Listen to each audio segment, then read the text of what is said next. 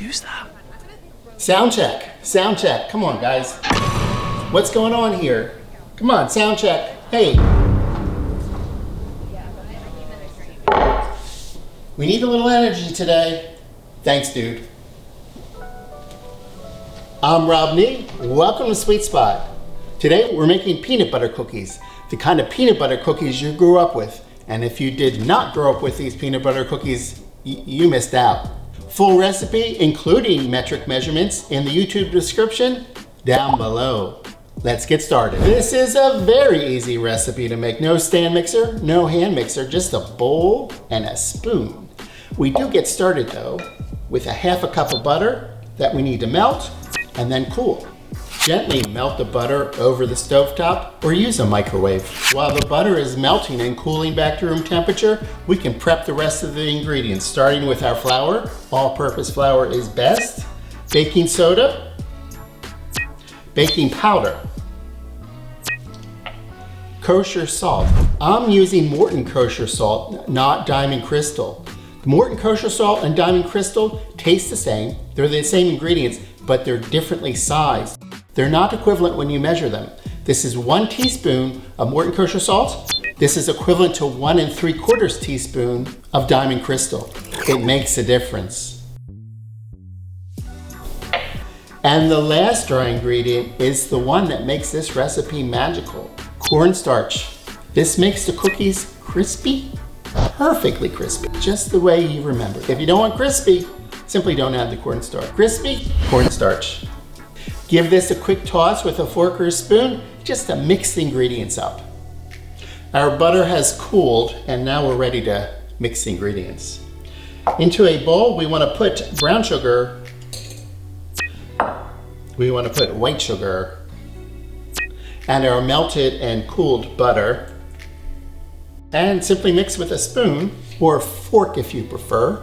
This should only take a minute to combine. Then we put in our egg.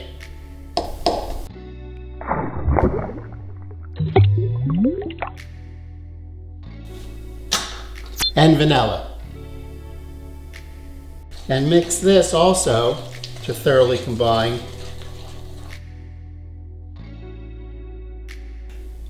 Next in is the peanut butter. And this is a peanut butter from a brand that we grew up with. Peter Pan or Skippy or Jif. This is not whole peanuts ground at the market and put in here. No, no, no. This is the processed stuff that we grew up with. I will be doing a recipe with the all natural just peanuts peanut butter. And if that video is done, the link is right here. If it's not done, it's not done yet, but I will be doing it. And one other tip for this peanut butter or any peanut butter or like ingredient, this is weighed, not measured. This is 1 cup of peanut butter, but I know that because it's 260 grams. Weigh it, much easier and less cleanup. Just mix this in. It should take less than a minute, maybe a little more, until you don't see any streaks of peanut butter or anything else. Next in, the flour, the dry ingredients, the flour, baking soda, baking powder, etc., and the salt and the cornstarch. Mix this until just combined. As you mix this, you want to aim for no streaks of flour in this. It should be combined, but don't overmix, there's no need. We need to cover this and refrigerate this. Now it can be as short as 20 minutes, it could be a couple hours, or it could be overnight. It's necessary to refrigerate this, otherwise the cookies will be too soft and they won't hold the hash mark from the forks we're going to use. Into the fridge, 20 minutes, longer, whatever.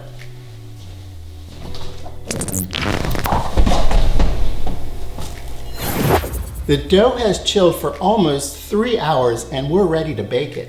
The oven's preheated to 350 degrees. We need a cookie sheet of parchment paper, a bowl of plain white sugar, and some mechanism to scoop the dough out of the bowl. Because it's chilled for 3 hours rather than 20 minutes, or if it had even chilled overnight, the cooking time, the baking time will be a little bit longer. You can use a scoop to measure exactly the same size dough balls, or a spoon to eyeball it. Either one works fine. I'm going to use a scoop. Level it off. Simply roll it in your hands to make a nice round ball. Round enough. We want to roll it a little bit in the plain white granulated sugar and onto the sheet. You want to space these a little bit because we are going to press them down and they will spread just a bit. Repeat the process. Another dough ball. Roll into the sugar.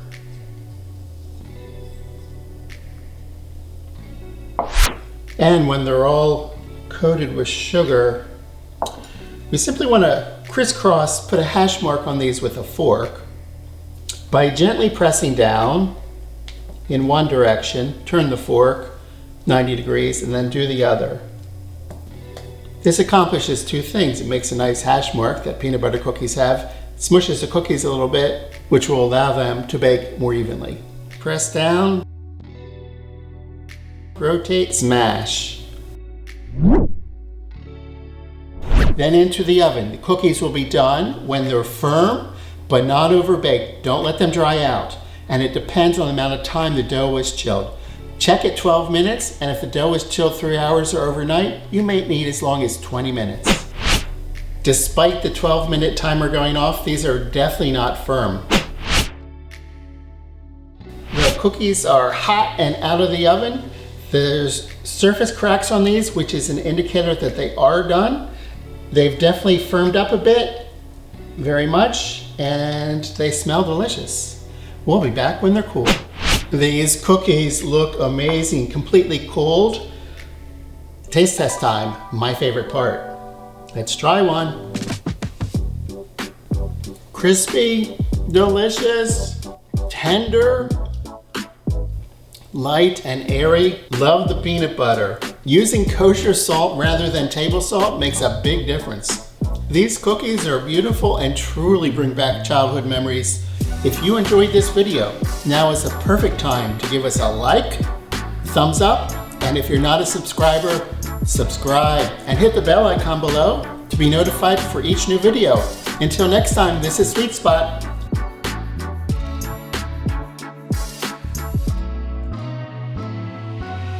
These are amazing. No, help yourself. Peanut butter. These are good. They are really good. I love this.